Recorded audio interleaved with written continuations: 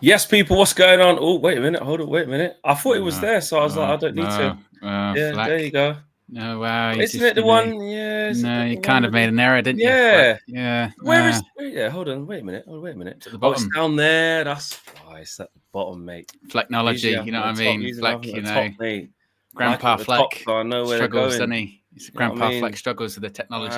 It's I tell you what, I've heard of rumor like Flex about you that organized. when someone changes the HDMI on the telly, you start to stand up and cheer, because that's how much you view technology. Go, that's magic. How did you do it? How did that When they happen? change, what do you mean when they change the HDMI? Oh, when they change the source. What did you say? When someone changes the HDMI on a TV? Yeah. What do you mean change? As in change the short HDMI, change the source? Yeah. Yeah. Yeah, that's what I mean. That's me. So that kind of, to be fair, that kind of proved my point. Actually, really. No, it's because I don't do it. I didn't know what he's on about. So it's a normal thing to me. Changing the source on the TV is a normal thing. So I didn't really blank look that he just gave me, as if to say, I don't know what you're talking about. Exactly, because it's such a normal part of my life. Changing the source, it's not a thing. So I was like, it's a normal part of your life. You should do it all the time. Change the source, mate. Yeah. No problem. I'm looking at my HDMI right there, actually. Yeah. So I've got my other screen on right there, so I can see what's going on over here. So good. Yeah. Yeah. What's going on Old Trafford on Sunday? Yeah. What's going on Old Trafford on Sunday? There's a small matter of the Manchester derby. Man United taking on Manchester City tomorrow. Massive game. It's always a massive game, isn't it? Like, I don't care. I get the league is nothing to us and stuff like that. But it's pride. It's pride, man. You know what I mean? Nobody wants to take licks in a Manchester derby. No one wants to get embarrassed in a Manchester derby. And actually, in a shit season, it's the chance to do the double over City. You know what I mean? Not something we've been able to say for a while. Did we do it under Ollie? I think we did do it under Ollie, actually. I think we maybe did. I think we maybe did. Under Ollie we did, but definitely not under Eric. Very good. Yeah, definitely under Eric. We got licks. So this is the chance to, put everything aside from a crap season. Yes, we know that Thursday's on its way, but it's the Manchester derby, and it's not the best version of City. They announced yesterday that, and he announced yesterday that, Kevin De Bruyne will be leaving at the end of the season, so not many games left for him. And he ain't been at his best. You can clearly tell this is probably one season too many. Should have probably went in the summer. They're not great. No Haaland as well. But as much as I'm like, I think we'll win this game. I've said this for a while. I'm more confident about this game. You can still see like 1-0 City. Like, where's the positivity, Fleck? We can't score. I think we're going to win. I think we're going to win. But it's just the honest truth, though. We can't score. It's got to be Bruno Fernandes. And it will be Bruno Fernandes. Yeah, but then nothing's changed in that regard. You know what I mean? That's well, we had Ahmad last time we played him.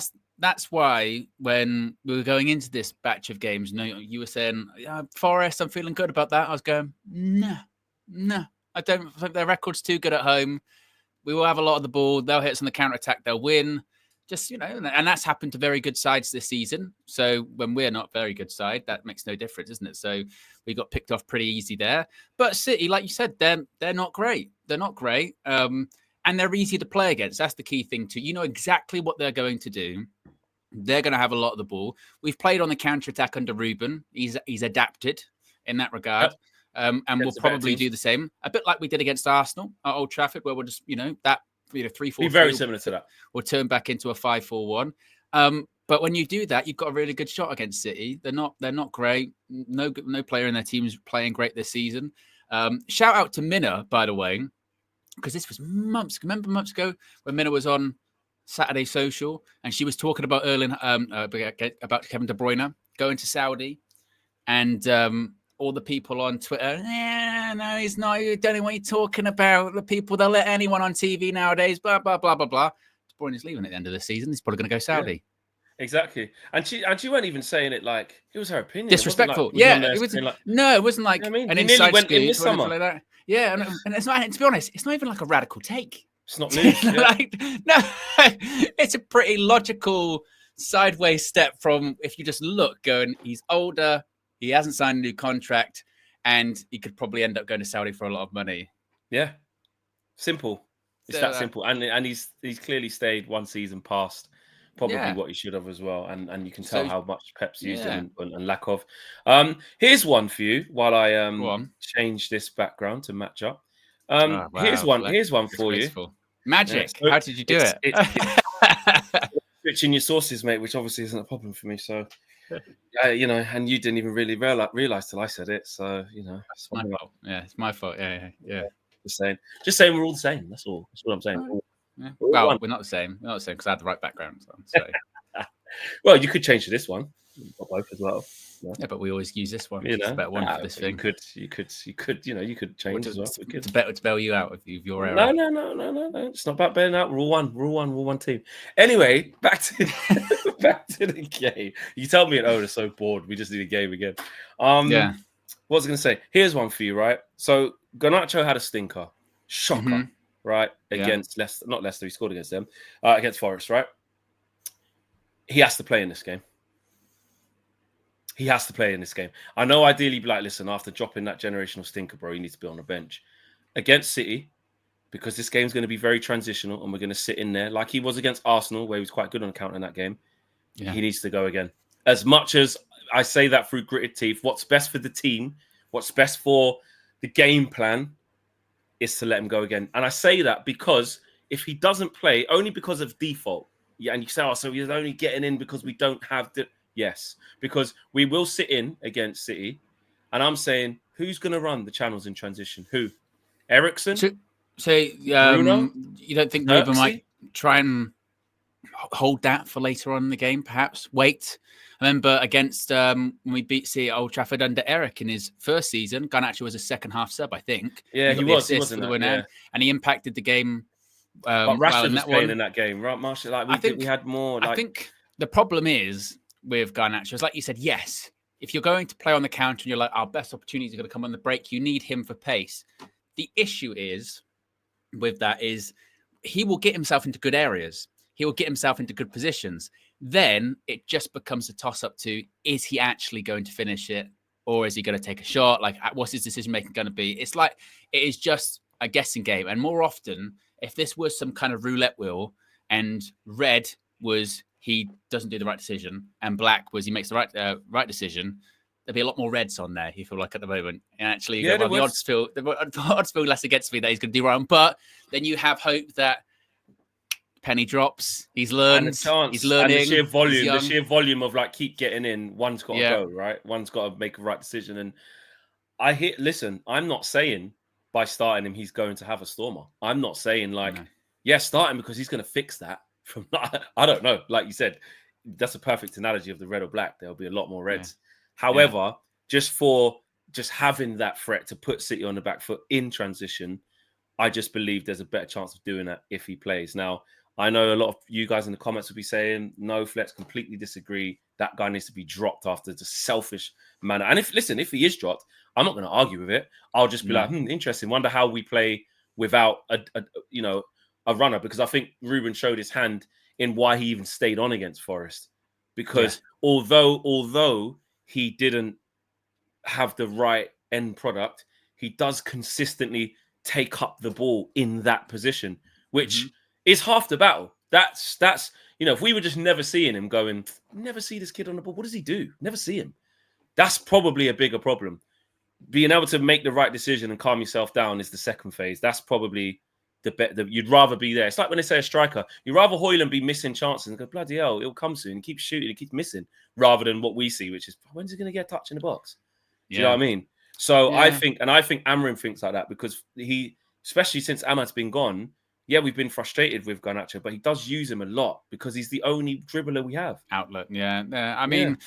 In terms of the team, you're looking at Onana again. Back three, De Ligt is a doubt. They said after his injury in midweek, Amram in his press on Friday said he's got a bit of a problem, so they'll wait and see. Yeah, I don't think that probably means Maguire's in the middle. And when I say the middle, I don't mean up front. I mean defending. You're going to be in the middle, centre back. And then you're probably looking at Masraoui Yoro again. Maybe still probably too soon for Aiden Heaven. Wing backs will be the same, which would be Dallo and Dorgu. To be honest with you, when that team was put out against Forest on Tuesday, there wasn't huge complaints really about it. A lot of people said actually they liked it. I think Bruno will probably end up dropping deeper in this one. I don't think he'll go a Casemiro Ugarte pivot again. No, I don't think he will. I think he'll go with Ugarte, Bruno. Will he go Højlund from the start then? Well, then, then the 10s. It depends. You know what? It Toss depends up, on innit? what he wants from Højlund, because like on Tuesday, it's a bit like he did against Arsenal, where he just goes, look, I just need the ball to be able to sort of stick to whoever I'm playing up front. So Yeah, because he came off the bench against Arsenal, didn't he? Yeah. So when he wants that, he starts Xerxes. So I wouldn't be shocked then. But then, like you said, that's when you go into, okay, then is it Eriksen, Garnacho? I wouldn't be shocked.